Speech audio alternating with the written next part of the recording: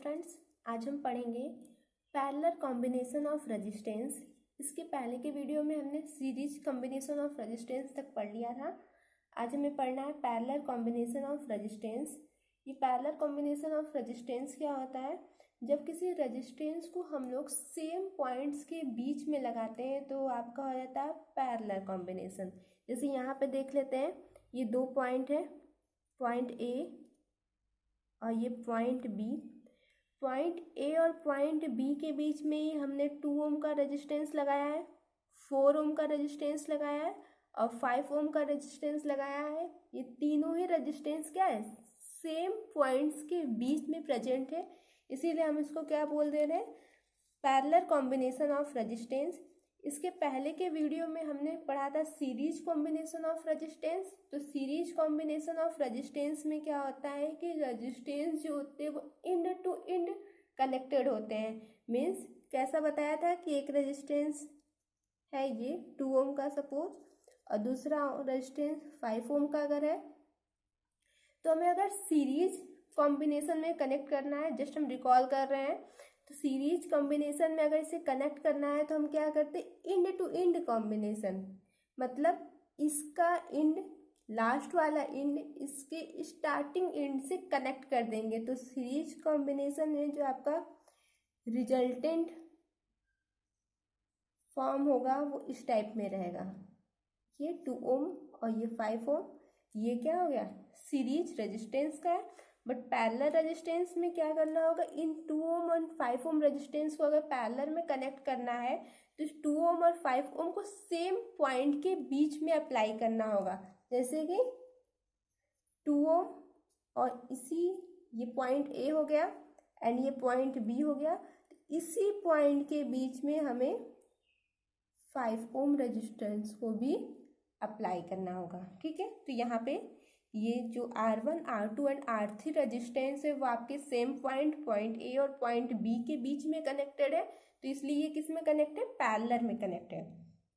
ठीक है, तो इस वीडियो में हम क्या पढ़ेंगे कि पैरेलल कॉम्बिनेशन में जो इक्विवेलेंट रेजिस्टेंस निकालने का क्या फॉर्मूला होता है, उस फॉर्मूला को कैसे डिराइव करते हैं, और पैरेलल कॉम्बिनेशन में क्या सेम रहता है और क्या चेंज हो जाता है, उसके बारे में पढ़ेंगे। ठीक है, तो हम यहाँ पे देख रहे हैं R1, R2 and R3 3 resistance parallel combination में कनेक्ट है, और ये आपके बैटरी 20 वोल्ट के एक बैटरी से कनेक्ट है, और इस बैटरी से आई करंट जो हो रही है वो फ्लो हो रही है। ठीक है, तो ये जो आई करंट फ्लो हो रही है, ये आई यहाँ से बैटरी के पॉजिटिव टर्मिनल से स्टार्ट हुई फ्लो होना, तो यहाँ से फ्लो हो रही है, फ्लो होते हुए पॉइंट ए तक पहुँची। अब इस पॉइंट ए पर पहुंचने के बाद ये जो करंट आई आ रहा है उसको क्या मिल रहा है? 3 पाथ मिल रहा है। ये वाला पाथ, पाथ 1, ये वाला पाथ, पाथ 2 और ये पाथ 3 पाथ मिल रहा है। तो जब 3 पाथ मिल रहा है तो करंट क्या होगा? 3 पार्ट में इंडिविजुअली मूव होगा। मीन्स कुछ पार्ट ऑफ करंट आई इसमें चला जाएगा, इस वाले पाथ में, कुछ पाथ ऑफ करंट आई इसमें जाएगा और कुछ पाथ ऑफ करंट आई इसमें जाएगा।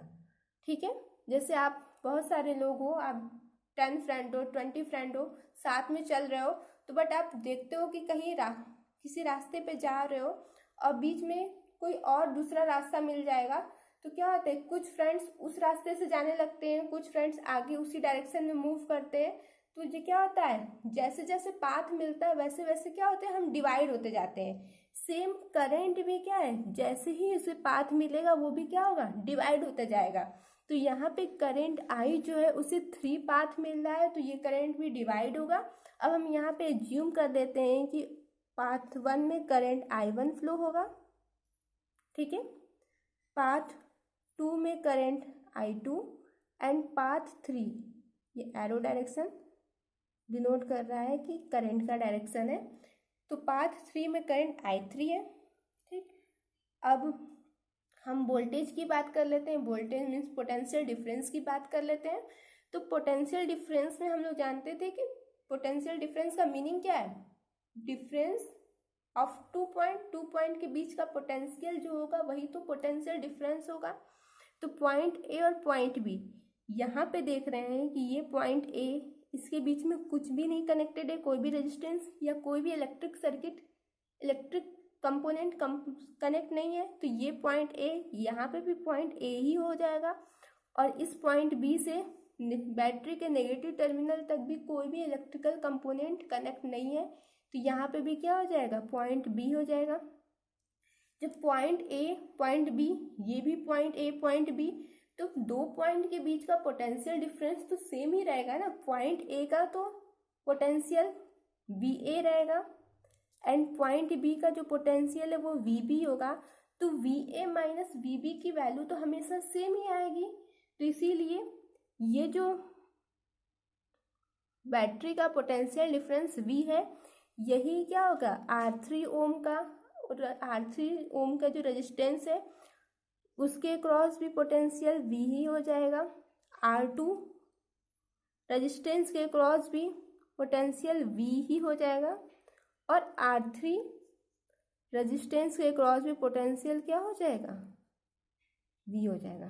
ठीक, तो यहाँ से हम देख रहे हैं कि पैरेलल कॉम्बिनेशन में करंट आपका क्या हो रहा है, डिवाइड हो रहा है। तो इसका मीनिंग है कि पैरेलल कॉम्बिनेशन में जो डिफरेंट रेजिस्टेंस में करंट जो होता है वो क्या होता है, डिफरेंट रहता है, वो चेंज हो जाता है। देखो जैसे R1 में I1 करंट फ्लो हो रहा है, R2 रेजिस्टेंस में I2 करंट फ्लो हो रहा है, R3 रेजिस्टेंस में I3 करंट फ्लो हो रहा है। तो जितने ज़्यादा रेजिस्टेंस होंगे उसमें डिफरेंट डिफरेंट करंट फ्लो होगा, बट वोल्टेज जो होता है वो क्या है, सेम रहता है। सारे R3 के अक्रॉस भी पोटेंशियल डिफरेंस V वोल्ट ही है, R2 के अक्रॉस भी पोटेंशियल डिफरेंस V वोल्ट ही है, R1 के अक्रॉस भी पोटेंशियल डिफरेंस V वोल्ट है। मीन्स यहाँ से कंक्लूजन आपका क्या निकल रहा है, यहाँ पे देख लेते हैं कि क्या कंक्लूजन निकला है। In parallel combination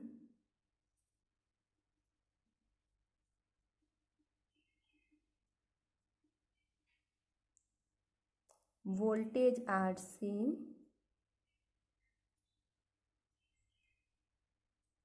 but current change are different। Means parallel combination में क्या चीज वैरी करता है, तो वो होता है आपका करंट। ठीक, अब हम यहाँ पे देख रहे हैं पोटेंशियल डिफरेंस है, यानी कि वोल्टेज है, करंट है, रेजिस्टेंस है। तो जब पोटेंशियल डिफरेंस करंट रेजिस्टेंस होता है तो यहाँ पे आप क्या अप्लाई कर सकते हो, ओम्स लॉ अप्लाई कर सकते हो। ओम्स लॉ क्या बताता है, करंट, पोटेंशियल डिफरेंस और रेजिस्टेंस के बीच का रिलेशन बताता है। ठीक, तो यहाँ पर हम देख लेते हैं कि R1 के क्रॉस जो करंट फ्लो हो रहा है वो I1 है, और I1 को हम लोग पोटेंशियल डिफरेंस और रेजिस्टेंस के फॉर्म में लिखना है हमें, तो लिख सकते हैं V/R1। ठीक है, यहाँ से कैसे लिख सकते हैं, ओम्स लॉ के अकॉर्डिंग V इक्वल टू आपका क्या होता है, IR। ठीक, तो I निकालना होगा तो V/R। तो I1 अगर हमें फाइंड करना है तो I1 के क्रॉस जो पोटेंशियल डिफरेंस है यानी V है उसे लिख दिया, I2 के क्रॉस जो पोटेंशियल डिफरेंस होगा I2 निकालना होगा तो वो लिखेंगे, I3 के क्रॉस पोटेंशियल डिफरेंस लिख देंगे, और उसके बाद सारे के रेजिस्टेंस को लिख देंगे। तो यहाँ से आपका हो गया I2 equal to V/R2 and I3 equal to हो गया हमारा V/R3। ठीक है, अब हम यहाँ पे देख रहे हैं कि ये I1 I2 I3 ये आया कहाँ से, ये जो I1 I2 I3 ये तीनों ही तो I से मिल आया है, I को ही डिवाइड करने पर I1 I2 एंड I3 आ गया। तो यहाँ से हम देख रहे हैं कि I जो है वो क्या है, तीनों के इक्वल है। तो यहाँ पर से हम लिख सकते हैं I इक्वल टू, I जो है हमारा तीनों के इक्वल है, तो यहाँ से लिख सकते हैं I equal to I1 plus I2 plus I3 लिख सकते हैं। ठीक है, अब हमें इक्विवेलेंट रेजिस्टेंस फाइंड करना है, तो ये जो आपका एक्सप्रेशन है ये भी किस फॉर्म में होना चाहिए, रेजिस्टेंस के फॉर्म में आना चाहिए। ठीक, अब ये I क्या है, I देखते हैं, ये जो I है वो आपका बैटरी के थ्रू करंट कितना फ्लो हो रहा है उसको बता रहा है। तो बैटरी के थ्रू करंट फ्लो हो रहा है वो हमें जानना है। तो हमें क्या जानना होगा, रेजिस्टेंस भी जानना होगा कि बैटरी के क्रॉस इक्विवेलेंट रेजिस्टेंस क्या है, टोटल रेजिस्टेंस कितना है। जो हम इन तीनों रेजिस्टेंस के प्लेस पे एक सिंगल रेजिस्टेंस, अगर सिंगल रजिस्टर रखते हैं, ऐसा एज्यूम करते हैं कि इन तीनों रजिस्टर के प्लेस पे एक सिंगल रजिस्टर हो जाएगा, तो उसकी वैल्यू क्या होगी। बट एक्चुअली में ऐसा नहीं करते हैं कि इन तीनों रजिस्टर को, सर्किट को ओपन करते हैं और इन तीनों रजिस्टर को रिमूव करके एक सिंगल रजिस्टर लाएंगे। उस सिंगल रजिस्टर के रजिस्टेंस को हम लोग यहाँ पे यूज करते हैं, उसका इक्विवेलेंट रजिस्टेंस को यूज करते हैं। तो यहाँ पे अगर हम इसको देख लेते हैं, बैटरी के क्रॉस अगर हमें करंट निकालना होगा तो इन तीनों रेजिस्टेंस के प्लेस पे एक इक्विवेलेंट रेजिस्टेंस ले लेते हैं, आर इक्विवेलेंट। यहाँ पे आपकी बैटरी है और इस बैटरी से आई करंट फ्लो हो रहा है, ठीक है।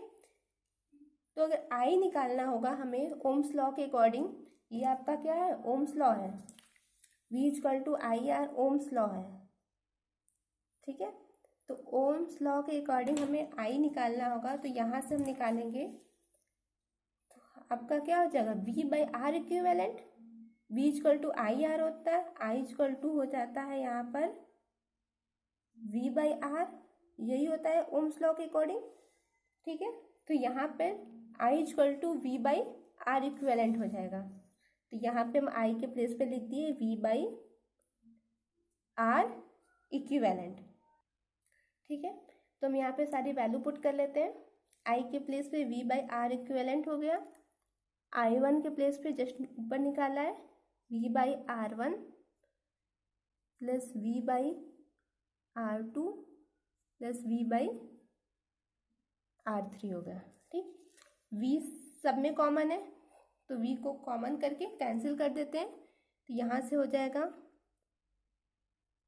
1/R equivalent equal to 1/R1 plus 1/R2 plus 1/R3, ठीक है। को बॉक्स में बना देते हैं। यहाँ पे मैंने 3 रेजिस्टेंस लिया था, तो यहाँ पे 1/R1 1/R2 1/R3 आ गया। 4 रेजिस्टेंस 5 रेजिस्टेंस, जितने भी आप रेजिस्टेंस लोगे ऐसे ही सब यहाँ पे बढ़ता जाएगा, ठीक। अब 2 रेजिस्टेंस के लिए भी देख लेते हैं। 2 रेजिस्टेंस के लिए एक और फॉर्मूला हम जानेंगे जिसको डायरेक्ट यूज करते हैं। तो देखो 1/R इक्विवेलेंट, अगर 2 रेजिस्टेंस होगा तो यहाँ पे सपोज कर लेते, तो जो थर्ड वाला रेजिस्टेंस वो नहीं है, तो यहाँ हो जाएगा 1/R1 प्लस 1/R2। सॉल्व करते हैं तो 1/R इक्विवेलेंट इक्वल टू हो जाएगा R1 R2 R1 plus R2। ये सिंपल सा मैथ है, हम लोग को आता है। क्लास 10th में आप पहुंच गए हो तो आपको इतना सिंपल मैथ तो आता ही है, ठीक है। तो यहाँ पे इसको क्या कर देते हैं, रिसिप्रोकल कर लेते हैं। एक्चुअली आपको तो R इक्विवेलेंट चाहिए ना, 1/R इक्विवेलेंट तो फाइंड नहीं करना है, तो इसका क्या कर लेंगे, रिसिप्रोकल कर लेंगे। रिसिप्रोकल करने का क्या मीनिंग होता है, न्यूमरेटर को डिनोमिनेटर और डिनोमिनेटर को न्यूमरेटर में कन्वर्ट करना। तो यहाँ पर से आपका हो जाएगा R equivalent equal to R1 R2 divide by R1 plus R2, ठीक। तो यहाँ से एक फॉर्मूला मिल गया कि अगर 2 रेजिस्टेंस गिवन है उसका आपको इक्विवेलेंट फाइंड करना है, तो डायरेक्ट आप ये फॉर्मूला अप्लाई करो, ये इसी का ही डेरिवेशन है, बट ये आप डायरेक्ट फॉर्मूला अप्लाई करोगे तो आपका आंसर जल्दी आ जाएगा। और एक और बात करना है, अगर रेजिस्टेंस सेम रेजिस्टेंस पैरेलल में कनेक्टेड है, ठीक है, यहाँ से देख लेते हैं, से 2 ओम और ये 2 ओम, अगर ये 2 ओम कनेक्टेड है और आपको इसका क्या निकालना है, इक्विवेलेंट निकालना है, तो आप फॉर्मूला अप्लाई करके पहले बता देते हैं, फिर आपको एक शॉर्टकट बताते हैं। फॉर्मूला के according R equivalent equal to क्या हो जाएगा, दोनों रेजिस्टेंस को मल्टीप्लाई करेंगे यानी 2 × 2, फिर दोनों रेजिस्टेंस को ऐड कर देंगे, तो यहाँ पे भी दोनों रेजिस्टेंस को ऐड कर दिया तो 4, 2 टाइम कैंसिल, फिर ये 2 से 2 कैंसिल, ये आपका क्या आ गया 1। तो यहाँ से आपको पता चल रहा है अगर सेम रेजिस्टेंस है उसका इक्विवेलेंट निकालना है तो आप उसको क्या करोगे, डिवाइड कर दोगे। जैसे कि यहाँ पे 2 ओम और 2 ओम कितने बार, 2 ओम का रेजिस्टेंस 2 ओम के रेजिस्टेंस के साथ कनेक्टेड है, मतलब ये 2 ओम और ये 2 ओम 2 टाइम्स है। तो आप क्या करोगे, आर इक्विवेलेंट आपको निकालना होगा, तो जो रेजिस्टेंस है जितने वैल्यू का, यानी 2 वैल्यू का रेजिस्टेंस है तो 2 डिवाइड बाई 2 टाइम्स कनेक्टेड है, इसलिए डिवाइड बाई 2, यहाँ पे आपका आंसर आ गया 1 ओम। आप चेक करना, अगर 5 ओम और यहाँ पे 5 ओम कनेक्टेड है तो इसका इक्विवेलेंट आपको फॉर्मूला से फाइंड करने की नीड नहीं है, जस्ट 5/2 इक्वल टू यहाँ पर हो जाना चाहिए 2.5 ओम। ठीक है, तो यहाँ पे क्या है, अगर 3 कनेक्टेड हो तो 3/2 हो जाता। अब 3 टाइम अगर कनेक्टेड होता, ठीक है, तो यहाँ पे देख लेते हैं, अगर यही रेजिस्टेंस जो है वो 3 टाइम कनेक्टेड होता तो क्या करते, 3 टाइम से डिवाइड करते। जैसे ये 5 ओम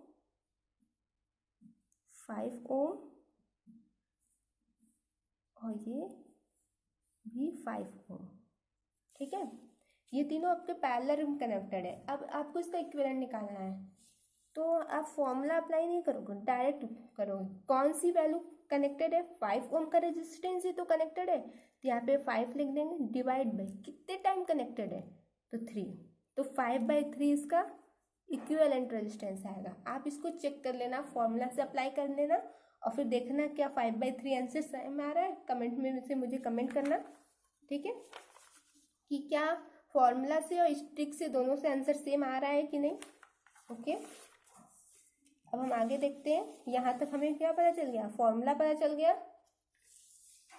अब इसके बाद देखते हैं, तो यहाँ पे क्या लिखा है, the reciprocal of equivalent resistance is equal to the sum of reciprocal of individual resistance. यहाँ पे भी देखा था, देखो रेसिप्रोकल ऑफ इक्विवेलेंट रेजिस्टेंस का रेसिप्रोकल जो है वो सम ऑफ इंडिविजुअल रेजिस्टेंस के रेसिप्रोकल का सम है, 1/R1, 1/R2, 1/R3, यानी कि इंडिविजुअल रेजिस्टेंस के रेसिप्रोकल के सम के इक्वल है। ओके, यहाँ पे लिखा हुआ था।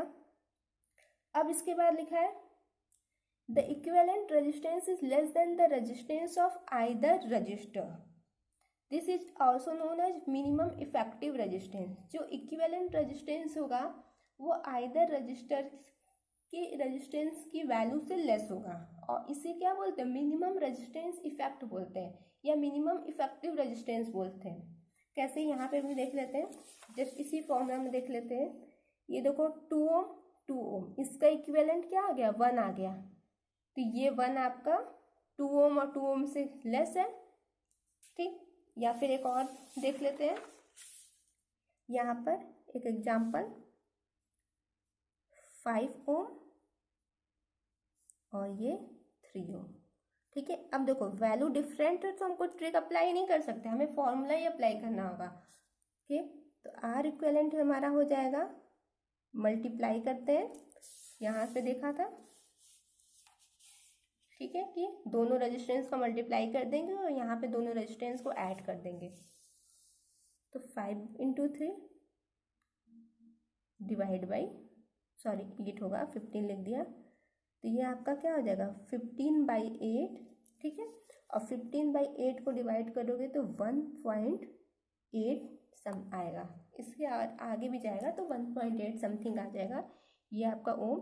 तो ये आपका जो इक्विवेलेंट रेजिस्टेंस 1.8 आया है, ये आपका 5 ओम और 3 ओम दोनों से ही लेस है। ठीक, अब इसके बाद देख लेते हैं, the current from the source is greater than the current through either register. जो सोर्स से जो करंट होगा वो आइदर रजिस्टर से लेस होगा।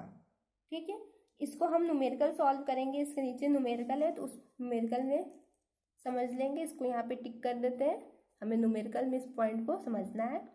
फिर the potential difference across each resistor is same, each resistor के अक्रॉस जो पोटेंशियल डिफरेंस होता है वो सेम होता है। ये हमने देखा ही है, फॉर्मूला प्रूफ करने में टाइम ही देखा था कि अगर पॉइंट सेम है तो पोटेंशियल डिफरेंस भी सेम हो जाएगा। ठीक है, अब इसके बाद देखो advantage of parallel circuit. Series combination में डिसएडवांटेज था, उसी को रिमूव करने के लिए हमने पैरेलल कॉम्बिनेशन ऑफ रजिस्टर पढ़ा। तो पैरेलल कॉम्बिनेशन ऑफ रजिस्टर के एडवांटेज क्या है, तो मेन एडवांटेज ये है कि इसमें जितने भी इलेक्ट्रिकल कंपोनेंट कनेक्टेड होते हैं उसको हम इंडिविजुअली ऑन ऑफ कर सकते हैं। ठीक है, मतलब अगर ऐसा नहीं है कि एक को ऑफ कर दिए तो सारा का सारा ऑफ हो जाएगा और एक को ऑन किए तो अभी जाके सब ऑन होगा। सीरीज कॉम्बिनेशन में ये था कि एक ऑन होगा तभी सब ऑन होगा, बट पैरेलल कॉम्बिनेशन में ईच इलेक्ट्रिकल कंपोनेंट को हम लोग इंडिविजुअली ऑन ऑफ कर सकते हैं। और जब इंडिविजुअली ऑन ऑफ कर सकते हैं तो यहाँ पे एक और एडवांटेज हमें मिल गया कि अगर इलेक्ट्रिकल कंपोनेंट कोई भी खराब हो गया किसी भी प्रॉब्लम के थ्रू तो किसी अदर इलेक्ट्रिकल कंपोनेंट के वर्किंग पे कोई इफेक्ट नहीं होगा। बट सीरीज कॉम्बिनेशन में क्या था, एक इलेक्ट्रिकल कंपोनेंट अगर ब्रेक हो गया तो उसकी वजह से सारे के सारे इलेक्ट्रिकल कंपोनेंट वर्क नहीं करते थे। ठीक है, देखो यहाँ लिखा है in parallel circuit each electrical appliances has its own switch due to which it can be turned on or turned off independently हम लोग उसको ऑन ऑफ कर सकते हैं विदाउट अफेक्टिंग अदर अप्लायंसेस को अफेक्ट किए हुए। ओके, अब यहाँ पे जान लेते हैं, न्यूमेरिकल देखते हैं। ओके, तो अब न्यूमेरिकल सॉल्व करते हैं। ये न्यूमेरिकल आपका सर्किट गिवन है, 20 वोल्ट की बैटरी सेल कनेक्टेड, यहाँ पे क्या है 2 टर्मिनल है इसलिए सेल है। तो यहाँ पे देखो रेजिस्टेंस कनेक्टेड है, किस फॉर्म में कनेक्टेड है, पैरेलल फॉर्म में रेजिस्टेंस कनेक्टेड है, सेम पॉइंट के बीच में रेजिस्टेंस कनेक्टेड है इसलिए हम इसको क्या बोल दे रहे हैं, पैरेलल फॉर्म में कनेक्टेड है। और हमें फाइंड क्या करना है, find the current flowing through the cell से करंट आई जो फ्लो हो रहा है उसकी ही वैल्यू फाइंड करनी है। ठीक है, तो वोल्टेज गिवन है, रेजिस्टेंस गिवन है, आपको करंट फाइंड करना है। तो ओम्स लॉ के थ्रू V इक्वल टू क्या होता है IR। ओके, लास्ट सीरीज वाले क्वेश्चन में भी बताया था कि ये जो R होता है वो एक्चुअली R इक्विवेलेंट होता है। अब सर्किट में एक ही रेजिस्टेंस कनेक्ट है तो उसका तो इक्विवेलेंट निकालेंगे नहीं, डायरेक्ट उसको रख देंगे। बट एक से ज़्यादा कनेक्ट होगा तो हम यहाँ पे R का क्या यूज करेंगे, R इक्विवेलेंट का यूज करना है। ठीक है, तो यहाँ पे 3 रेजिस्टेंस कनेक्टेड है पैरेलल में, तो R में यहाँ पे इन तीनों रेजिस्टेंस का इक्विवेलेंट को फाइंड करके यहाँ इस R की वैल्यू पे पुट कर देंगे। ठीक है, तो यहाँ पे R इक्विवेलेंट भी लिख देते हैं। तो R इक्विवेलेंट फाइंड करना है तो 1/R इक्विवेलेंट इक्वल टू, ठीक है, तो 1/R इक्विवेलेंट निकालना होगा तो 1/5 प्लस 1/4 प्लस 1/10। ओके, इसको सॉल्व कर लेते हैं तो इसका 20 हो जाएगा।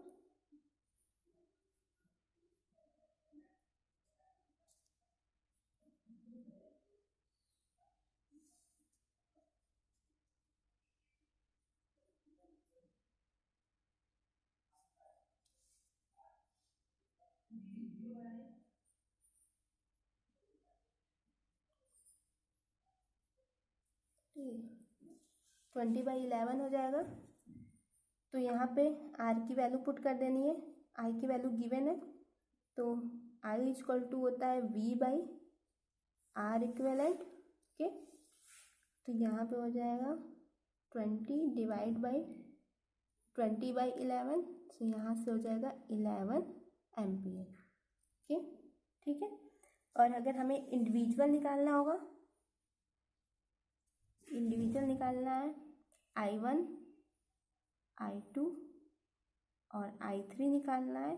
तो I1 देखते हैं 20/5 तो हो जाएगा 4 एम्पियर, इसके लिए 20/4 5 एम्पियर और यहाँ पे 20/10 ये आपका हो गया 2 एम्पियर। ठीक है, तो जैसे यहाँ पे लिखा हुआ था the current from the source is greater than the current from either register. तो हम यहाँ पे देख रहे हैं सोर्स के थ्रू हमारा करंट कितना है 11 एम्पियर आया है, और इंडिविजुअल रेजिस्टेंस के थ्रू करंट क्या है 4, 5 और 2 एम्पियर आया है, तो ये आपका लेस है। ठीक, फिर फ्रेंड्स अगर आपको मेरा वीडियो अच्छा लग रहा है तो मेरे वीडियो को लाइक एंड शेयर करें, और मेरे चैनल को सब्सक्राइब एंड बेल आइकन को प्रेस करना बिल्कुल भी ना भूलें, जिससे मेरे चैनल के अपडेट्स आपको मिलते रहें। Thank you.